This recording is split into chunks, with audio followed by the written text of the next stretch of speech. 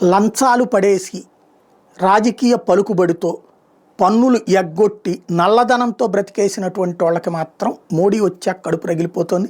నిర్మలా సీతారామన్ మీద విపరీతంగా రగిలిపోతుంది. ఎందుకంటే ఇదివరకు ఉన్నటువంటి ఏ డిపార్ట్మెంట్కి ఆ డిపార్ట్మెంట్ సపరేట్గా ఉండేది.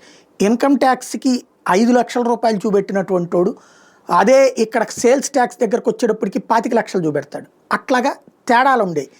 ఇప్పుడు అన్ని వ్యవస్థలను అనుసంధానించింది నిర్మలా సీతారామన్. దాని ఇంపాక్టే ఇవాళ రోజున పన్ను ఎగవేతకి ఇప్పటికీ దొంగ మార్గాలు ఎంచుకున్న వాళ్ళు ఉన్నారు. కానీ ఇదివరకటితో పోల్చుకుంటే 70-80% మూతపడింది. ఆ మధ్యనే 95% దాకా మూతపడింది.